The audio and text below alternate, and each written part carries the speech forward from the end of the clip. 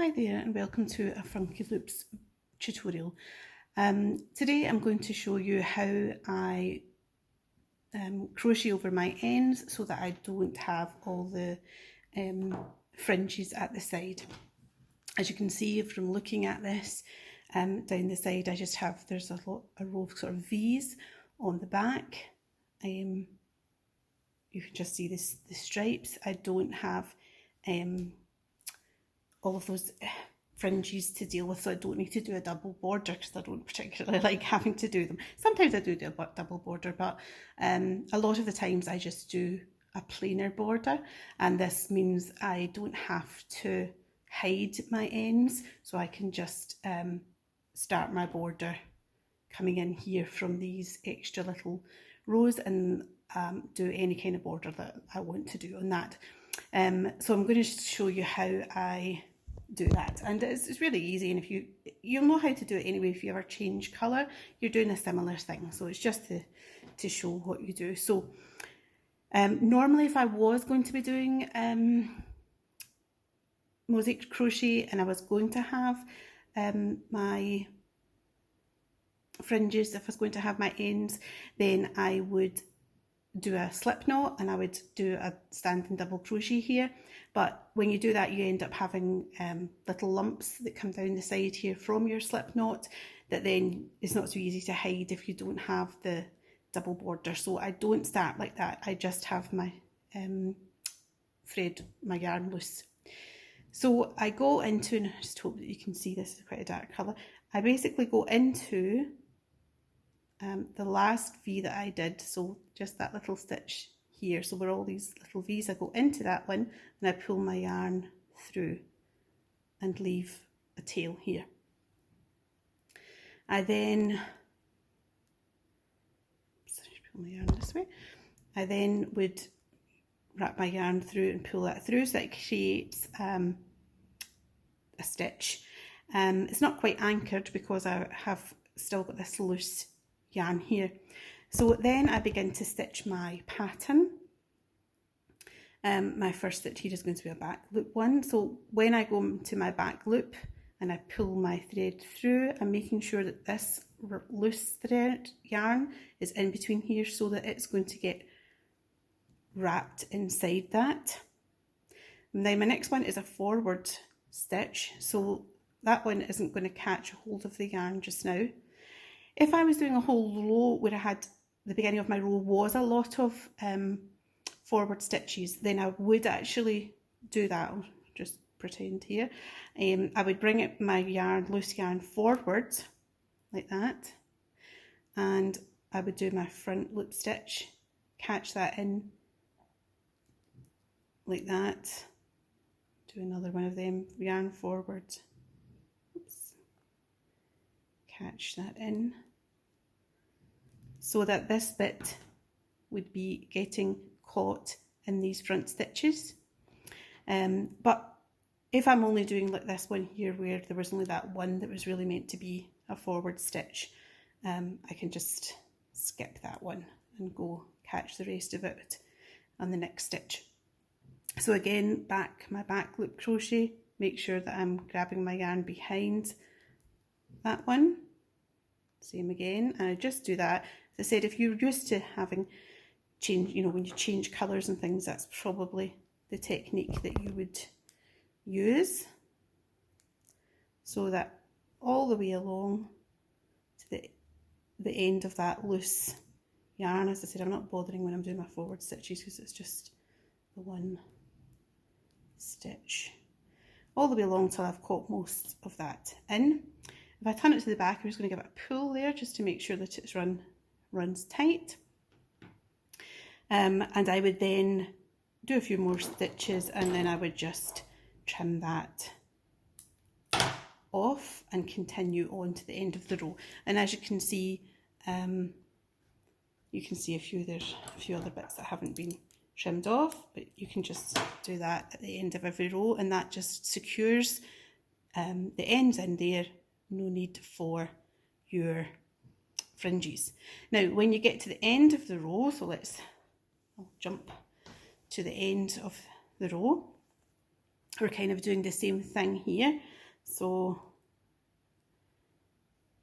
catch my yarn.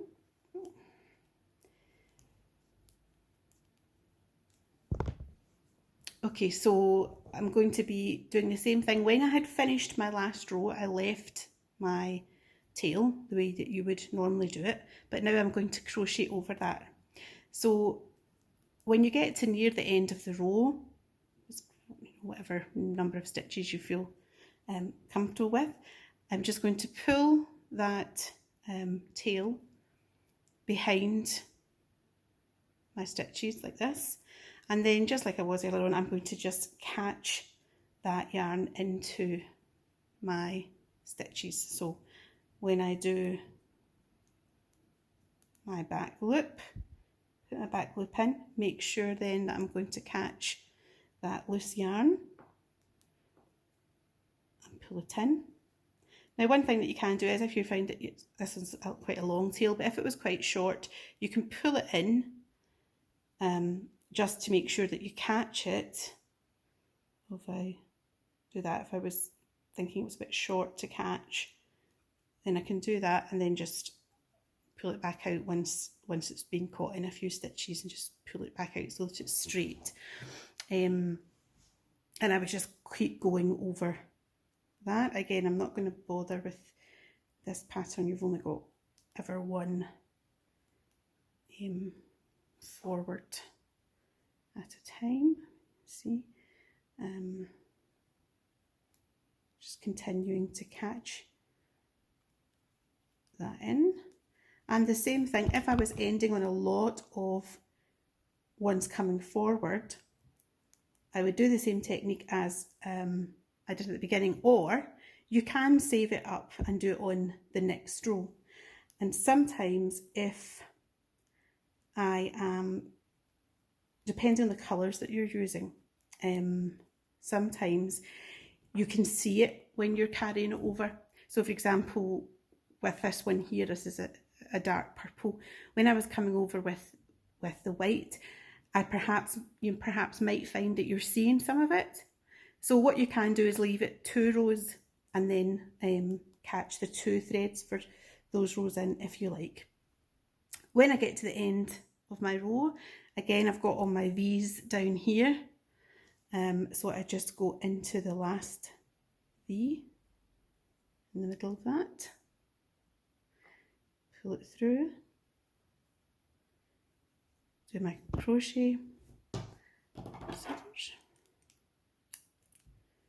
leave myself a tail, and then that one will then get crocheted in on the next row. I'll pull it there like that. As I said, if you find that if you're using maybe a lighter one, the next time you don't want to go over it, then you can just hold it for the next row and it would effectively be like that, and you would have 2 of them at the same time, and you can do that and you can still crochet over 2 at the same time. You can't really leave it much more than 2 rows, but you could do 2 rows at once. Then you would just go to the back and trim off that extra one, and you can see that you just have the stripes on the back, so you don't have that. Now, one little thing that I will just quickly show you as well, while it's in my mind to do it, is because of that, when it comes to adding your border on, the best thing to do is kind of come down the side of here, and I go sort of underneath them. So I'm going to just show you that. I'll just pull this yarn back off. If I was doing my border then from now on, let's pretend I had just already crocheted all the way over here to do the border, and I was going to come down the side. Just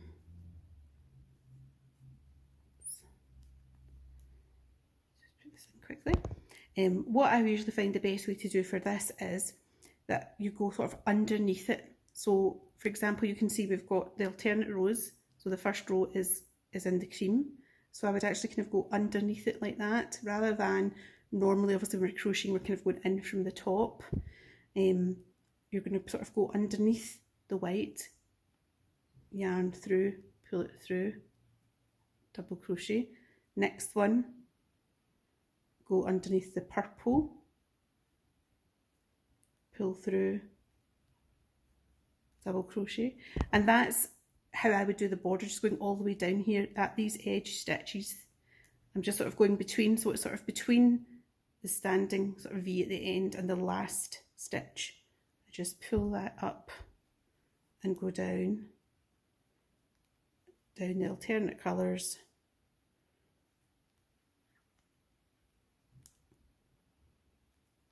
And this would be sort of the first row I would do of my border, and then I can then build that up. You do have a very slight sort of little ridge there that you get left, but I don't mind that. I'll show you. I have one here, this blanket here. I did just that row, you can see that's the little row in here of those stitches. Then I did a treble, and then it's another double, and you do get left with a sort of little ridge down the edge of the blanket, but I don't mind that, and I prefer that to having all to do the double border with all the stitches. So that's just what it looks like on the back side of it. So the good thing is that you can still add double border to this if that's what you wish to do. It's up to you, but I just prefer to crochet over my ends, and gives me more options to decide what I want to do at the end of it. Okay, thank you.